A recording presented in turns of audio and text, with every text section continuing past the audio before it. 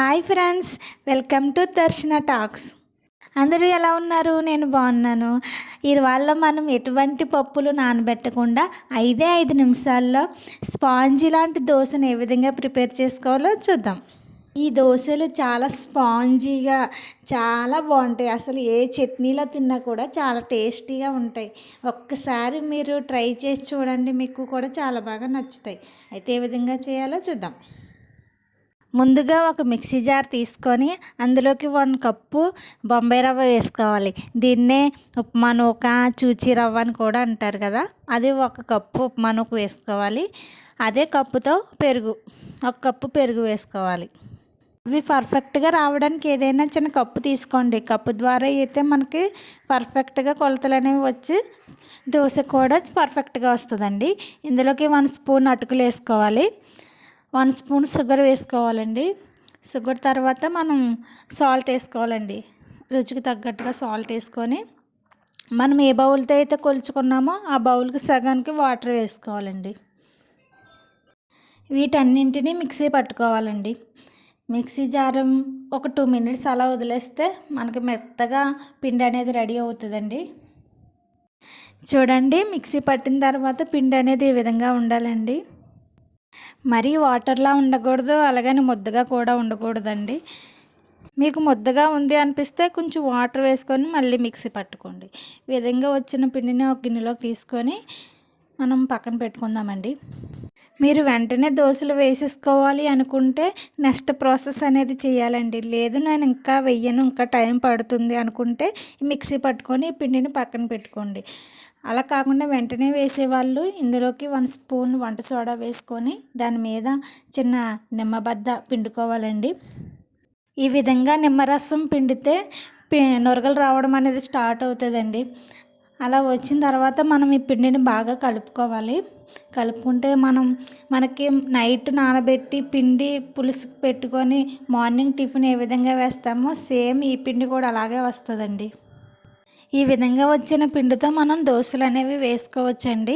ఒకవేళ మీకు టైం పడుతుంది, ఇప్పుడప్పుడే మేము వెయ్యము అలా అనుకుంటే కనుక మీరు ఈ వంట సోడా ఏమి వేయొద్దండి. అప్పుడే మీరు ఎప్పుడైతే దోశలు వేయడానికి రెడీగా ఉంటారో అప్పుడే ఈ వంట సోడా అనేది వేయాలండి. వంట సోడా వేసి దాని మీద నిమ్మరసం పిండుకుంటే మనకి పిండి రెడీ అవుతుందండి. ఒకవేళ ముందే పిండుకొని పక్కన పెట్టుకుంటే మాత్రం దోశలు అనేవి అస్సలు బాగా రావండి. నేను చెప్పిన ప్రాసెస్లో చేయండి, మీకు పర్ఫెక్ట్గా దోశలు అనేవి వస్తాయండి. ఈ విధంగా పిండిని రెడీ చేసుకొని మనం ఫ్యాన్ అనేది పెట్టుకోవాలండి గ్యాస్ మీద. బాగా ప్యాన్ హీట్ అయిన తర్వాత మనం ఈ పిండి వేసుకోవాలండి. అది ఎలా వేయాలంటే పైనుంచి దూరం నుంచి వేయాలండి, దానికి అదే స్ప్రెడ్ అయిపోద్ది. మనం దీన్ని ఏం స్ప్రెడ్ చేయాల్సిన అవసరం లేదండి. నేను దీన్ని చిన్నగా స్ప్రెడ్ చేశాను చూడండి, దానివల్ల దోశ అనేది ఏం బాగా రాలేదు చూసారా.